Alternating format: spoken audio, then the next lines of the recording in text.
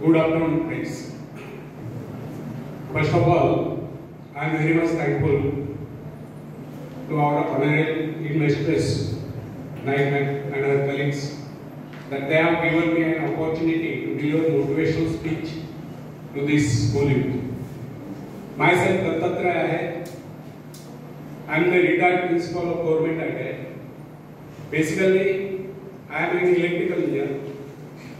I have been worked as an electrical engineer at Koina hydroelectric project for 2 years. 1 year at Chandrapur thermal power station. Then after, I joined the Government Technical College and worked as a lecturer for 30 years.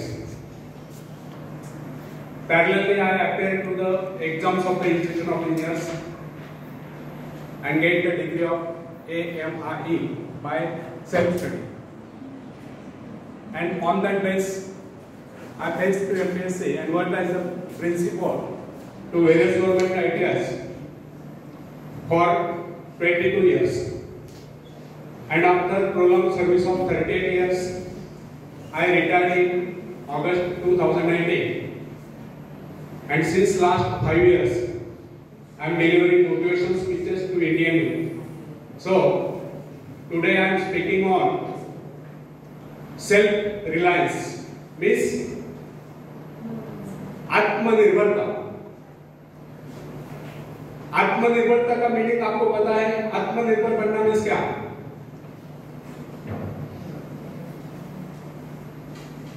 बता सकते हैं? आपको आता है लेकिन आप बोलते नहीं.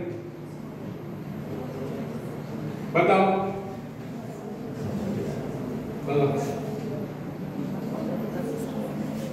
आत्मनिर्भर बनना, स्वावलंबी बनना, बराबर. उसके लिए तालियां बजाओ. हाँ बताओ क्या? यस. इस पे उस पे निर्भर न रहकर स्वयं निर्भर बनना, इसे ही आत्मनिर्भरता कहते हैं. तो भारत आत्मनिर्भर कब बनेगा?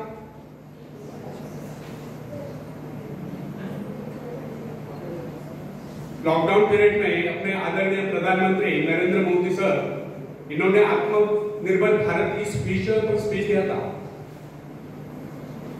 तो सिर्फ पैकेज डिक्लेयर करने से भारत आत्मनिर्भर नहीं बन सकता. जब भारत का हर नागरिक, हर युवक, हर युवती आत्मनिर्भर बनेगा, तभी भारत आत्मनिर्भर बन सकता है. और इसी विषय पर मैं बोलने वाला हूं. तो फ्रेंड्स, आत्मनिर्भर बनने की क्षमता वास्तव में हर व्यक्ति में होती है, परंतु बहुत कम ऐसे होते हैं जिन्हें अपने ऊपर विश्वास हो. दूसरों का सहारा ढूंढना तो उनकी आदत से बन जाती है. यह बात हमें कभी नहीं भूलनी चाहिए. दूसरों के सहारे चलना तो बड़ा आसान है, किंतु इससे हमारी रही सही शक्ति क्षीण हो जाती है. मस्तिष्क और योग्यता, इनका जितना उपयोग किया जाएगा, ये उतने बढ़ेंगे, इनका उतना ही विकास होगा. ये विडंबना है कि अपने आप कुछ करने की बात तो जैसे ही लोगों के मन में आती है. कुछ लोग अपने आप एक ही काम करते रहते हैं, और वह है अपने बदनसीबियों का रोना रोना, या दूसरों के आश्रय कर उनके गुणगान करना. ऐसे लोग जिन्हें सदा दूसरों के बल पर विश्वास होता है, वे केवल पिछलों की संख्या पाकर निंदा के पात्र बने रहते हैं. ऐसे लोग अपनी आंतरिक शक्तियों का भी लाभ नहीं उठा पाते. फ्रेंड्स, यह न समझना आप यदि नेता नहीं है, आप यदि जन्मजात नेता नहीं है, तो ऐसे रहोगे. जन्मजात कौन क्या होता है? कोई महान नेता, कोई वैज्ञानिक नहीं होता, बल्कि एक अबोध बालक जन्म के बाद अपने में ऐसी शक्ति पैदा करता है जिसके सहारे वो अपने व्यक्तित्व की एक अलग पहचान बना रहता है. इतिहास में ऐसे बहुत से लोग हुए जिनमें नेतृत्व करने की योग्यता नहीं थी, फिर भी वे अपने प्रयत्नों से, अपने परिश्रम से अपनी योग्यताओं का विकास करके महान नेता बने. नेता वही होता है जो किसी पर निर्भर न हो, जिसमें नेतृत्व करने की क्षमता हो, जो दूसरों के विचारों का सहारा लेना आवश्यक न समझता हूं। उसमें स्वयं सोचने और अपने कार्यक्रमों को स्वयं निर्धारित या कार्यान्वित करने की क्षमता होती है। लोगों की संख्या बढ़ाकर भीड़ के बीच में चलना तो कोई बड़ी बात नहीं है। बड़ी बात तो यह है कि लोगों के दिलों में अपना स्थान बना जाए, चाहे लोगों की संख्या कितनी कम क्यों न हो। ऐसे लोग वही होते जो आत्म विकास करके शक्तिशाली होते हैं। ऐसे लोग अपने भाग्य को बदल देते हैं, अपने साथ साथ दूसरों का भी भाग्य बदल देते हैं। फ्रेंड्स, आज की युग की विडंबना यह है, हर कोई किसी न किसी का सहारा ढूंढते नजर आता है। किसी को अपने धन का सहारा लेना पड़ता है तो किसी को अपने मित्र का, कुछ तो अपने वंश पर ही खुले नहीं समाते। ऐसे तो बहुत ही कम लोग होते हैं जिन्हें अपने ऊपर विश्वास हो। दूसरों की शक्ति पर निर्भर रहने वालों का एक मनुष्य नियम ही होता है कि ऐसे लोग सदैव किसी न किसी को दोषी ठहराकर अपना पक्ष बचाने के अवसर ढूंढा करते। वास्तविकता यह है, इस प्रकार की आदत कायर प्रकृति की परिचार है। आत्मनिर्भर बने, यह आत्मनिर्भर बनने की आदत है। आदत का आरंभ उस समय होता है जब एक बच्चे को उसका पिता कोई विशेष कार्य करने को कहता है, तब वह संतुष्ट नहीं होता। लेकिन जब वह अपने ढंग से उसी कार्य को करता है, उसे पूरा करने के लिए संघर्ष कर विजय प्राप्त करता है, तो उसके चेहरे पर खुशियों की लहरें थिरकती नजर आती है। इस प्रकार की विजय की भावना उस बालक को शक्तिशाली बनने का एहसास दिलाती है। फ्रेंड्स, स्कूल की शिक्षा या कॉलेज की शिक्षा केवल व्यक्ति की व्यवहार कुशलता और योग्यताओं की वृद्धि नहीं करती, यह तो व्यक्ति के हाथ में औजार थमा देती है। इस औजार का सही इस्तेमाल करना आदमी को स्वयं सीखना पड़ता है। हेनरी वार्ड बीचर अपने समय का एक महान विचारक अपने बारे में कथा सुना करता था। जब मैं बच्चा था तब मुझे किसी तरह से आत्मविश्वास की शिक्षा दी गई। मुझे ब्लैक बोर्ड के पास भेजा जाता था। मुझमें शंका और संदेह होने का रोग था। मेरे टीचर मुझे बार बार कहते, इस पाठ को अवश्य पढ़ ले। उनके स्वर में काफी क्रोध हुआ करता था। उनका यही कहना था कि हमें केवल प्रश्नों के उत्तर चाहिए। यद्यपि उन शिक्षकों का यह व्यवहार कठोर ही प्रतीत होता था, किंतु इतने सारे बच्चों को सीधी राह पर लाने के लिए उनका यह व्यवहार उचित ही था। और इस व्यवहार का नतीजा था, 1 मास से भी कम समय में विदिन ए मंथ मैं उन सभी सवालों के जवाब निकलने लगा जो मुझे सबसे कठिन लगा। एक दिन मुझे ब्लैक बोर्ड पर एक सवाल हल करने को कहा। जैसे मैंने सवाल हल किया, टीचर बड़े कठोर अंदाज में बोले, बिल्कुल।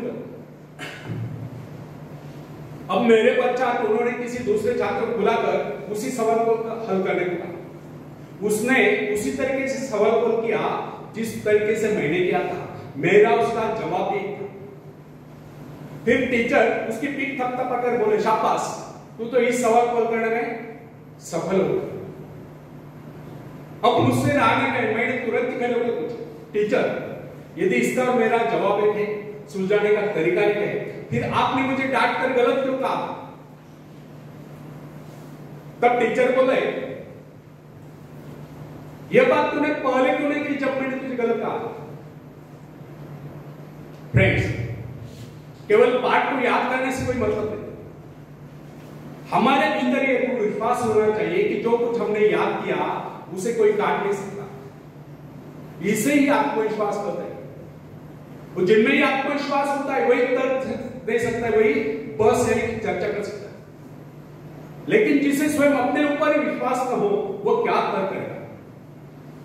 उसके तो अच्छे कार्यों को भी अगर हमने गलत कहा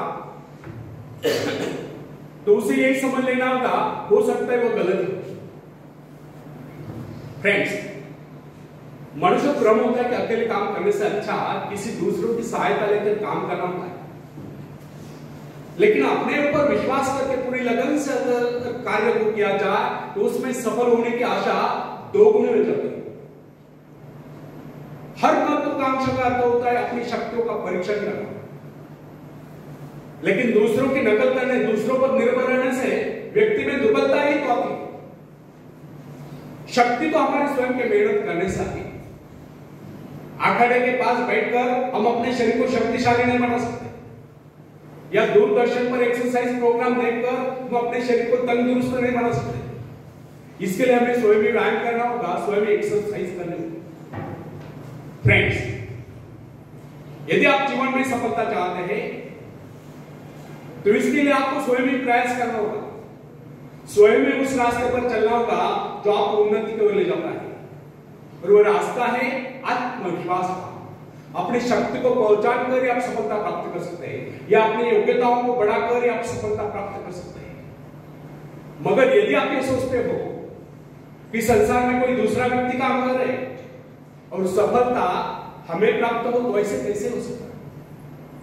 जो लोग बच्चों को इस प्रकार जीवन क्षेत्र में उतरना चाहते हैं कि वे बिना किसी संघर्ष के, बिना कोई कष्ट उठाए आगे बढ़े, तो वे उनकी राह में कांटे बिछाते हैं। संतान को ऐसा बनाना कि वह किसी भी प्रकार के संघर्ष का सामना करने में अयोग्य हो, तो इसका सीधा अर्थ यह हुआ कि वे लोग अपने संतान का भविष्य शुरू से ही बिगाड़ रहे हैं। संतान को सुख और ऐश के झूले में झुलाने वाले मां बाप संतान के सबसे बड़े दुश्मन होते हैं। दूसरों की तो छोड़ो, वे उसे स्वयं को पहुंचाने की जहमत या स्वयं को पहुंचाने के कष्ट भी उठाने नहीं देते। बच्चों को भी समझना चाहिए, स्वर्ग जाने के इच्छुक को स्वयं भी मरना पड़ता है। स्वर्ग वही जाएगा जो मरेगा, दूसरा कोई नहीं जा सकता। इसी प्रकार जीवन का सच्चा आनंद वही पाएगा जो अपने आत्मा की शक्ति को पहचाने।